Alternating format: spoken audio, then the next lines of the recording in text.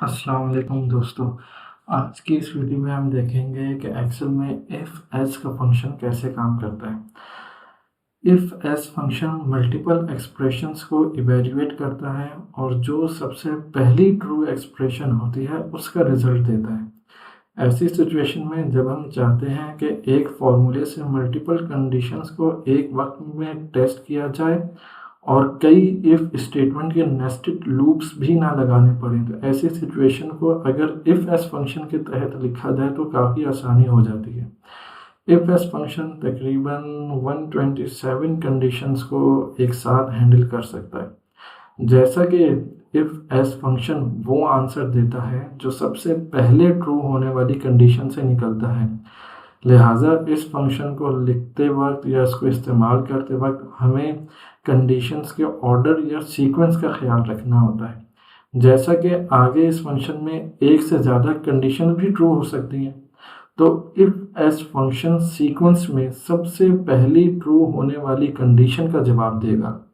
तो आइए सबसे पहले इसके सिंटेक्स की बात करते हैं।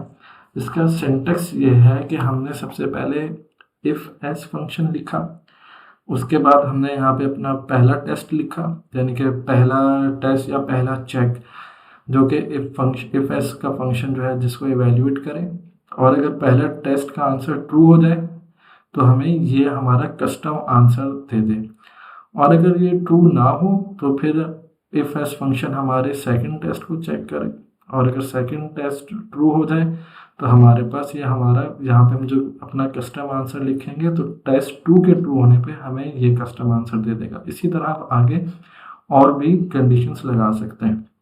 इसको अब हम एक एग्जांपल्स के ज़रिए से समझते हैं कि स्कूल्स के अंदर जो एग्जामिनेशन ग्रेडिंग होती है उसके तहत इसको समझते हैं। अब हमें क्या करना है कि इस एग्जाम्पल के अंदर हमें जितने मार्क्स जो हैं वो एग्ज़ाम्स के अंदर सिक्योर किए गए हैं उनकी बेसिस पे हमें ग्रेड्स असाइन करने हैं, और हमारा लॉजिकल टेस्ट ये है कि अगर तो किसी के मार्क्स 80 या 80 से ज़्यादा हो तो उसका ग्रेड ए होगा, और अगर किसी के मार्क्स 70 या 80 के दरमियान हो तो ग्रेड बी होगा, और अगर 60 से 70 के दरमियान हो तो ग्रेड सी, 50 और 60 के दरमियान हो तो ग्रेड डी, और अगर 50 से छोटे हों तो वो फेल। हमने यहाँ पे कुछ स्टूडेंट्स के नाम लिख दिए WXYZ, और हमने यहाँ पे उनके मार्क्स लिख दिए। हमने अब क्या किया, यहाँ पे इफ़ एस का फंक्शन लगाया। इफ़ एस का फंक्शन लगाने के बाद हमने बोला कि हमारा ये जो सेल है G16, अगर तो इसके अंदर हमारे मार्क्स 50 से कम हो तो आंसर में हमें फेल दिखाया जाए, और अगर इसी सेल में हमारे मार्क्स 60 से कम हो तो आंसर में हमें डी दिखाया जाए, और अगर हमारे मार्क्स जो है वो 70 से कम हो तो आंसर सी दिखाया जाए, और अगर मार्क्स हमारे 80 से ज़्यादा हो, वो 80 से कम हो तो बी दिखाया जाए, और अगर हमारे इस G16 में मार्क्स 80 या 80 से ज़्यादा हो तो ए दिखाया जाए।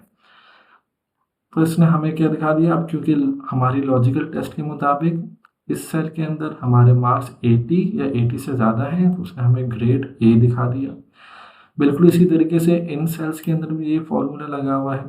अब अगर हम इस G17 की बात करें तो इसके अंदर जो मार्क्स हैं वो हैं 75, यानी कि 80 और 70 के बीच के हैं हमारे मार्क्स, तो इसने हमें क्या दिखा दिया, बी।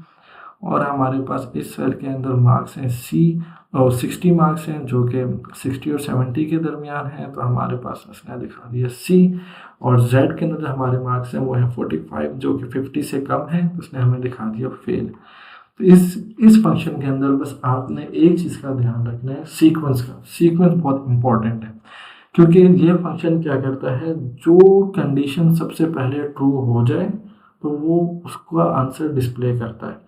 अब अगर हमने सीक्वेंस का ख्याल नहीं रखा तो हमारे पास आंसर में लाजमी तौर पर गड़बड़ हो जाएगी। तो आपने इस इफ़ एस के फंक्शन के अंदर सीक्वेंस का बहुत ध्यान रखना है। तो आज के हमने वीडियो में सीखा कि इफ़ एस फंक्शन कैसे इस्तेमाल होता है।